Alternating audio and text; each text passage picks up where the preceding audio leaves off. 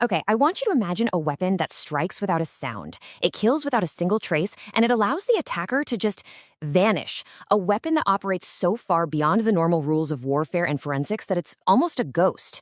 In this explainer, we are diving into a strategic briefing that uncovers the chilling reality of a new kind of conflict, untraceable biological warfare.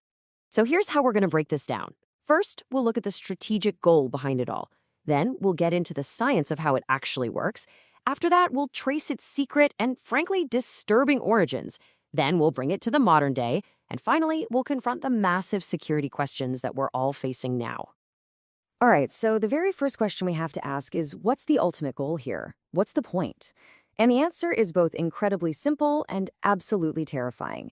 To achieve a strategic objective, maybe an assassination, maybe destabilizing a region, with zero attribution. The perfect, untraceable crime. You see, the whole point is to create a weapon that leaves no evidence of foul play. The victim's death isn't blamed on a known virus or some exotic poison. Instead, it just looks like a sudden, natural, catastrophic internal event. A massive out-of-the-blue stroke or a sudden aggressive autoimmune collapse. The autopsy report, it would find nothing suspicious at all.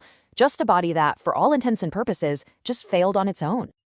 And this right here is where the real strategic value is. When there's no forensic trail, no bullet casing, no chemical residue, nothing, there's no proof. The attacker can just shrug and deny everything. It's the ultimate ghost weapon, right? It accomplishes its mission while staying completely invisible. So that's the what. But how is any of this even possible?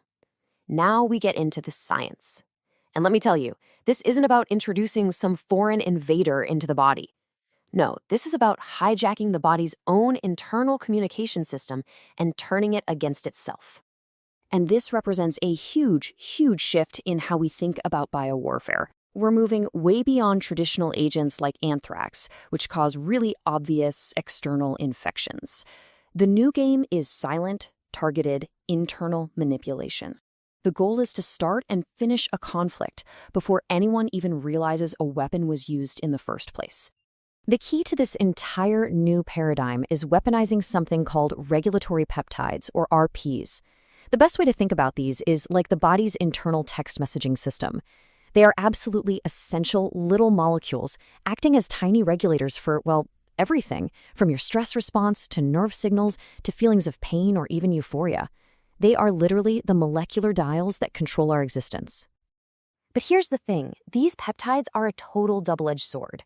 In medicine, we study them to create amazing therapies, to reduce pain or manage autoimmune diseases, but their potency is just incredible. A tiny, tiny little input can generate a massive output. So a slight engineered overproduction of one specific peptide can perfectly mimic a catastrophic illness, like septic shock, without a single foreign microbe ever entering the body. So the attacker literally engineers a death to fit a natural disease profile. Step 1, an engineered peptide is introduced. Step 2, it triggers a systemic collapse. The pathologist does an autopsy, finds evidence of, say, acute neurological damage, and logically concludes it was a massive heart attack or a stroke.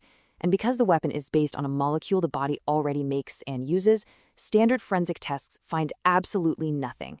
The attack completely sidesteps the biological weapons convention. Now, I know this might all be sounding like something out of a wild science fiction novel, but it has a very real and a very dark history. We actually have to go back to the Cold War, where this kind of research wasn't some fringe side project. It was a core component of Soviet state security doctrine. Hidden inside the Soviet Ministry of Health, which is the perfect institutional camouflage, right? The third directorate ran 2 parallel top-secret programs. Program Flute focused on psychotropic agents for KGB special ops, things designed to induce extreme paranoia or total decision paralysis in a target. Program Bonfire had a much simpler and more brutal job. Find peptides that cause maximum, untraceable physical damage, leading to catastrophic death. A really chilling case study from Program Bonfire was something they called the myelin toxin. So your nervous system is basically like a network of high-speed electrical wires, and the myelin sheath is their insulation. This weaponized toxin strips that insulation away, and the result? The body's electrical signals slow down, they scatter, they short-circuit, just like frayed wiring. And crucially, The symptoms it causes would be clinically indistinguishable from an aggressive acute flare-up of multiple sclerosis. A pathologist finds no foreign agent and concludes the death was due to a natural autoimmune condition. The perfect crime. So, where do you even start with something like this? Well, every grand plan, good or bad, begins with a fundamental problem. And in this case, the first, most critical hurdle is all about logistics. How in the world do you make enough of a complex biological agent for it to actually matter? Yeah, here's the thing. You can design the deadliest little peptide in a lab, but that's just step one. Actually making it, synthesizing it, is incredibly slow, it's insanely expensive, and if you can't make a lot of it, then your world-ending idea is, well, it's just a scary thought on a piece of paper. It's not a real threat. And this is the solution that's laid out. And you gotta admit, it's pretty brilliant in a terrifying way. It's a 3-step process. Instead of trying to build the toxin yourself, molecule by molecule, you cheat. Step 1, you just write the code, the DNA for it. Step 2, you pop that code into a little shuttle called a plasmid. And then step 3, you insert that shuttle into a vector, like bacteria or a virus. You've basically just hijacked nature. You've turned these tiny organisms into microscopic, self-replicating factories that will do all the heavy lifting for you. So there you have it. The problem of mass production is solved. By putting the genetic instructions into something that multiplies on its own, you've created a system that can grow exponentially. It can even, as it says here, hijack a person's own body and turn their cells into the very factories producing the toxin. And just like that, the biggest hurdle is cleared. Okay, so with the how of production figured out, the presentation shifts gears. Now we move on to the what. What's the first terrifying thing you would do with this new capability?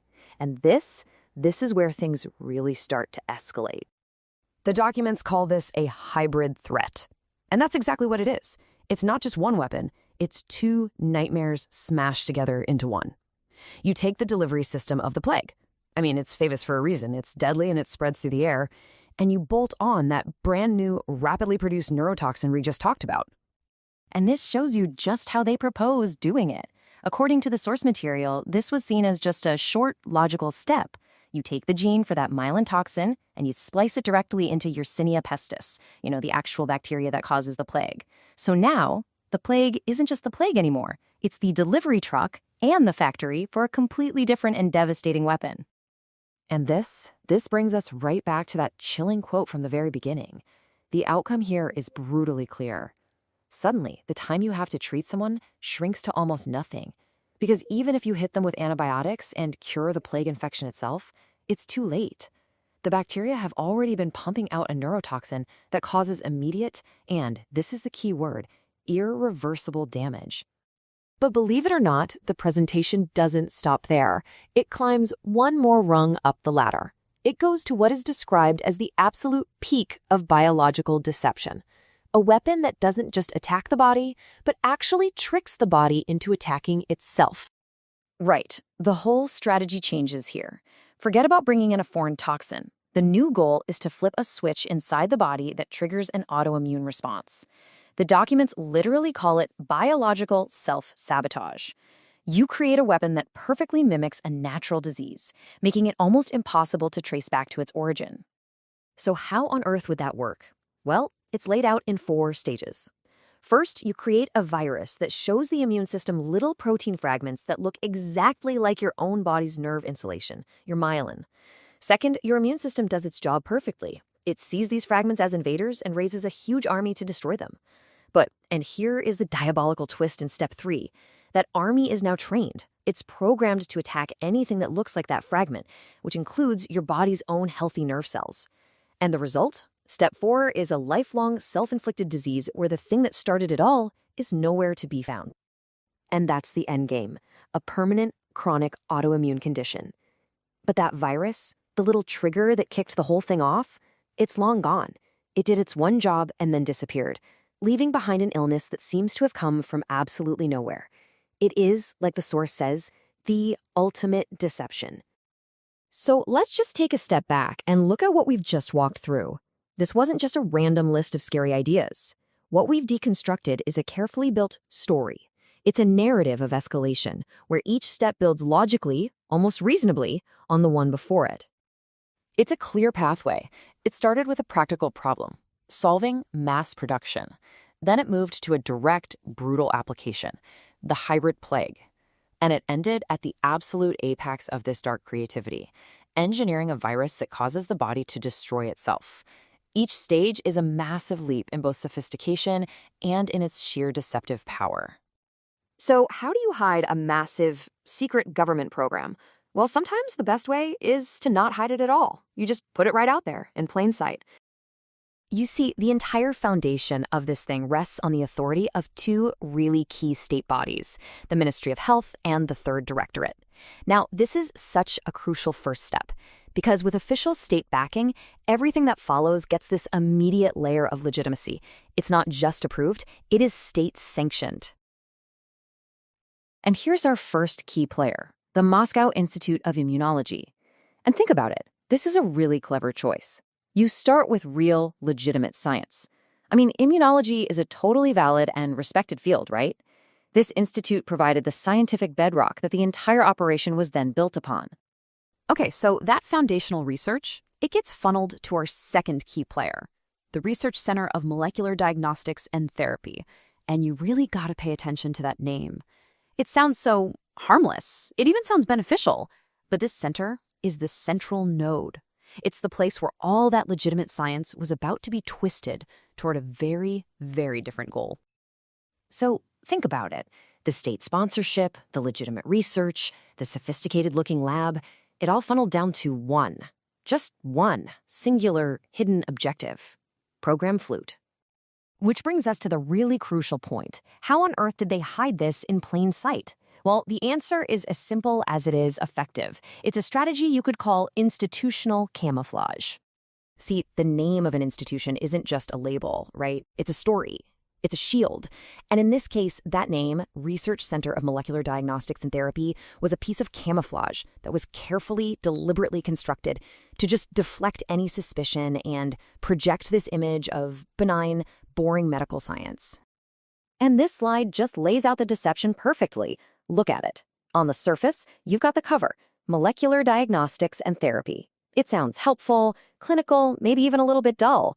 But the reality underneath it all was that it was a front for offensive intelligence work. And the story gets even darker. One of the key facilities that was implicated in this research actually ended up being involved in US-funded grant programs later on, a catastrophic oversight. But the most morally corrosive part of this whole thing is the allegation of human experimentation. To get clinical validation, the institute allegedly tested its mood-altering peptides on unknowing, non-consenting patients in a hospital next door, just to confirm they worked as intended. So that brings us from the past to the really urgent present, because this threat is no longer contained within secret, state-run facilities. It has escaped the lab. The genie is out of the bottle. See, the weapon today isn't a stockpile of pathogens locked away in a vault. It's the intellectual property. It's the genetic code, the scientific protocols, and the equipment which is now readily available. The molecular knowledge that was once restricted to hyper-secret Soviet institutes is now accessible in labs all over the world, thanks to the revolution in genetic engineering. And this makes detecting it through traditional arms control, well, nearly impossible. This changes everything. It completely rewrites the playbook. We've shifted from defending against an external invasion, a conspicuous virus, to defending against internal betrayal, where the body is literally weaponized against itself. The threat is invisible chaos. If a stroke or paralysis or an autoimmune disease can be weaponized, then our entire concept of how to identify and defend against a biological attack has been fundamentally turned on its head. So this leaves us in a pretty precarious new era. And as we wrap this up, we have to confront two profoundly difficult questions about our future. Here's the first one. If the most advanced bioweapon programs in history focused on hijacking the body's own communication signals, what legitimate life-saving research happening right now, especially in advanced gene therapy or neuroscience, might unknowingly hold the potential for a covert biological application tomorrow? And that leads to the final and maybe the most unsettling question of all. If the blueprint for a perfectly untraceable weapon is nothing more than a sequence of genetic code, something that can be emailed across the globe in seconds, how can our traditional ideas about arms control ever hope to govern the future of molecular biology?